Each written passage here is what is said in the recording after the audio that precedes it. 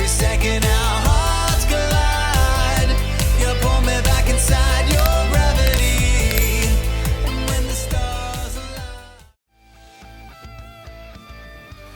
If I didn't have a music career, I would just be helping people. My music career never really took off in my early 20s. I'm kind of glad that it didn't, because I had a lot of inner work to do. I would probably be coaching people and helping people deal with their challenges in their life. I love education, so I would definitely be coaching people, guiding and inspiring them to do, be and have whatever it is that they want in their lives. So I'm doing that anyway on the side, as you know, in conjunction with my music as well. So yeah, I'll definitely be helping people in some way. If I'm at the checkout at a supermarket and the person's like, oh, I'm not having a good day, I'm like, hey, what's happening and what's going on? And I'm interested in them and wanting to help them, and yeah, help them overcome that challenge. So if you've ever met me, that's generally what I'm trying to do. So I would be educating people.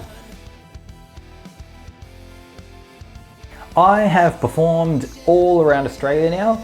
I've even done one gig in an orphanage in Pokhara in Nepal to some orphan children, which was a very powerful afternoon with one of my friends. But yeah, I've toured up and down the east coast of Australia. We've been to Adelaide, done a few rural gigs in Victoria and things like that too.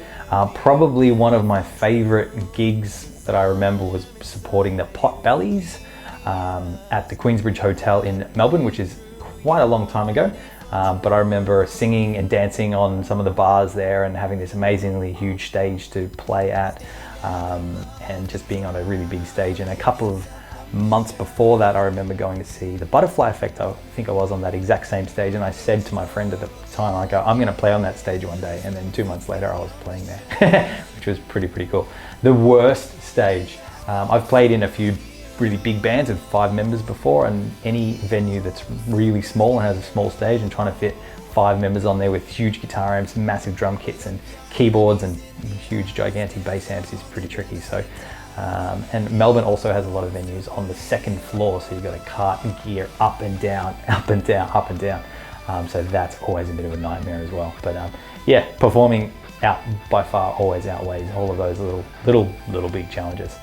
One venue that I would love to play in Melbourne is the Forum, just because I love seeing music there, and I would love to be able to play there, just to be able to play and look up at that amazing blue sky, almost like ceiling, and play on that stage like some of my favorite artists over the years. So that would be a pretty cool place to play. The internet has most certainly transformed the music industry. I don't think it's either worse or better. I just think that there's a lot more accessibility for musicians out there to make music. So the ability to get your music online and out into the world is so much easier. So there's so much more music out there. I think it's really cool that people can, stream music on their phones, and you can get it out to people. And it's just another challenge for musicians to be able to learn how to navigate that industry. So I think it's most certainly dramatically changed the music industry, but I think that's really cool for those people who are out there and love making music in their bedroom. They can actually do that now and actually get their music out there. The key here for me and for everyone else out there is to learn how to create a community around the music, because the music now is essentially free. So learning how to build a community around it and figuring out how to monetize that is my next thing that I'm trying to work on.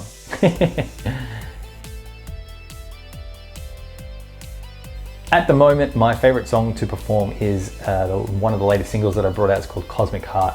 I think there's a really powerful message behind it. And when I wrote it, we were with Jake, we were in a lockdown last year in Melbourne, and everyone was really disconnected, and I wanted to write something really cool and fun to sing along to, that people can get behind and feel connected to other people out there in the world. What musicians do I admire? I really admire musicians who are really successful.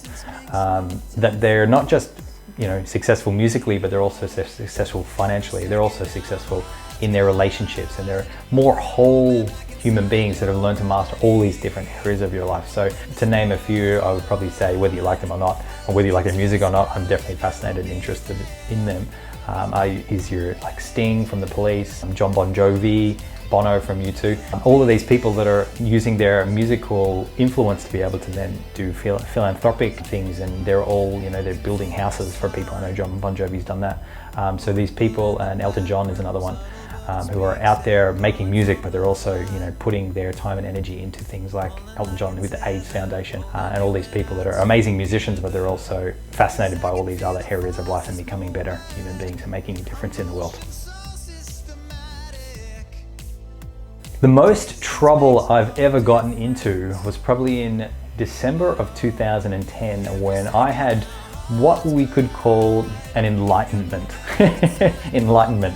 And it all sort of coincided with the glitter phase, where the sort of glitter started coming out in my art and music and film clips. I had this realization. I had these people who basically helped me have this realization that I was actually more powerful than I thought that I was, and I had this like awakening.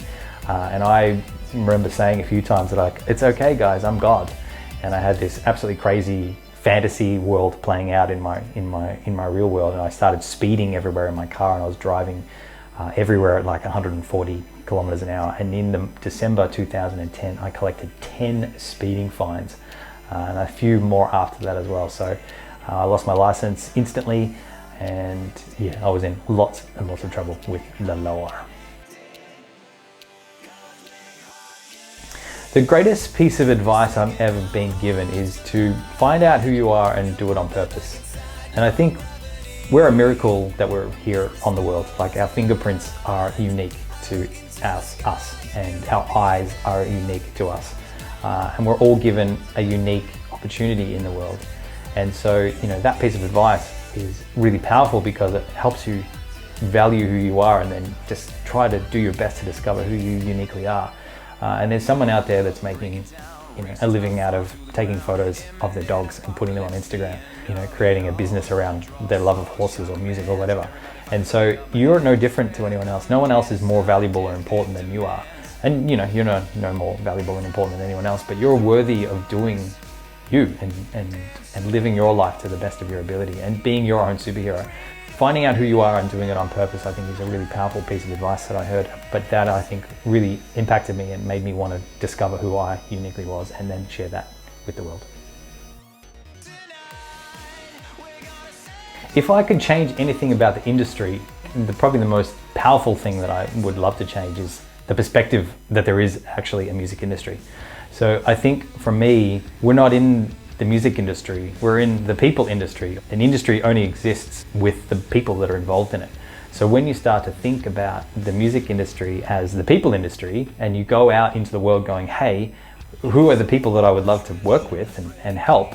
And what are their problems, and how can I solve them? Doing things that I love to do. When we talk about the music industry, I think a lot of people have a lot of delusions about, hey, I should be this and I should get that because I've done this and blah, blah, blah. But at the end of the day, the music industry is a bunch of people who have problems that need to be solved, whether it's a bar or a venue or another band, your fans. They've all got problems, and everyone has them. As long as your intention is to help people solve problems, then you will not have any issues. So that's the only thing I would want to change about the music industry, is the perspective of the people that are in it, to actually change it around, to actually realize that you're creator of that reality.